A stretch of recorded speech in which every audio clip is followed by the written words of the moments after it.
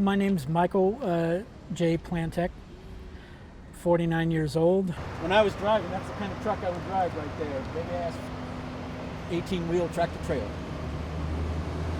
And that truck right there has got a full-size bed in it, two full-size beds, a refrigerator. I mean, it's just, and I lived in the damn thing for years. Got to see a lot of great stuff and made a good living.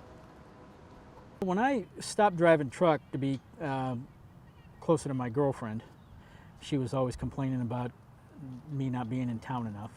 So I took a job as a dispatcher, a 911 dispatcher. I took a pretty significant pay cut. I suffer from an autoimmune disease where my body is attacking the nerves and my legs have a difficult time supporting the weight of my body. I was prescribed a statin called Lipitor. In a small percentage of the population, they will develop this particular disease after taking Lipitor. Within a space of about a month, my girlfriend didn't want to be with a guy who was in a wheelchair, so she left.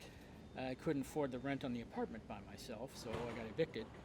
Fortunately, I was able to find shelter here, so at least I'm not living on the street.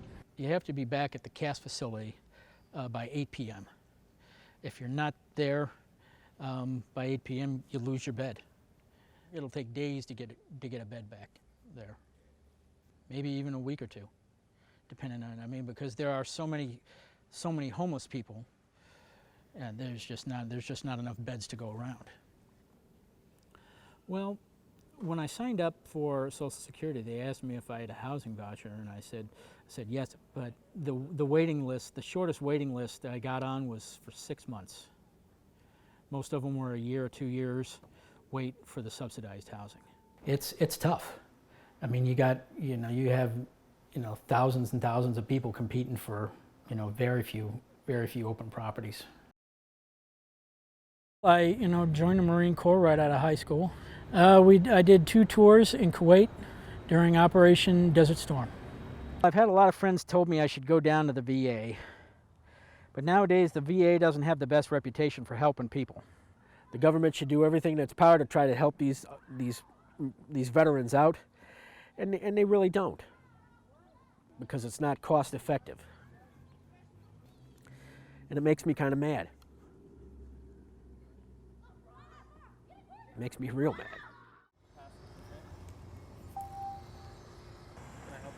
There's nothing you can do.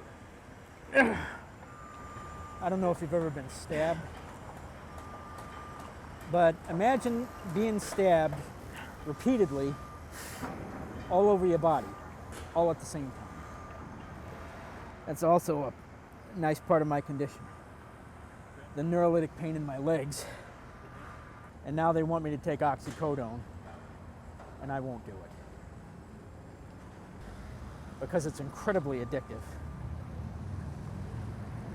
And I already got enough strikes against me. I don't need to be addicted to a prescription painkiller.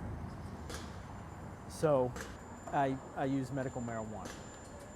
And that helps substantially.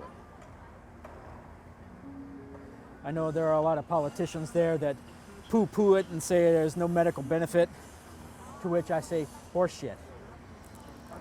A year ago, if I could talk to myself a year ago, I'd tell myself to don't trust medical professionals to do what they think is right.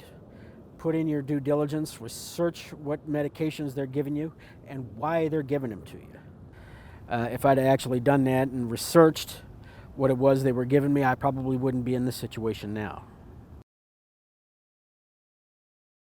I got to say, Ability 360 has been a lifesaver. I mean, because they're an organization that's designed to help people like me in a wheelchair.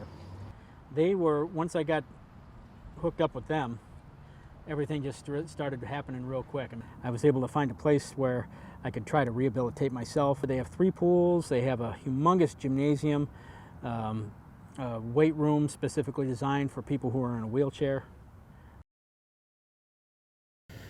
It's going to be a slow process. The doctors say it's probably going to be about a year or a year and a half before I regain about 75 or 80% of the functionality in my legs. And I'm motivated to get the hell out of this wheelchair. Well, things are looking better than they were a few weeks ago. Fortunately, now that I've got the Social Security coming in, I can afford. I just said, to hell with trying to find a house under with the voucher, and I just rented a place, with my buddy James.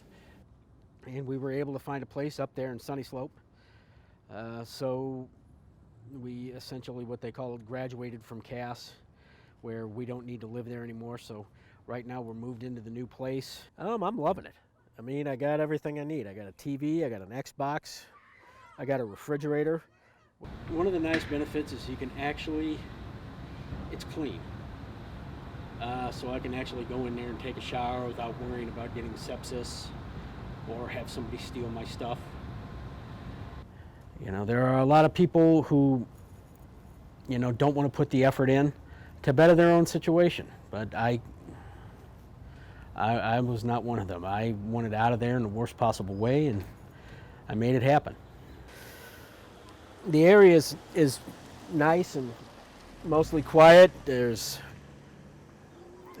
more kids than just about anything around here, but it's a nice place.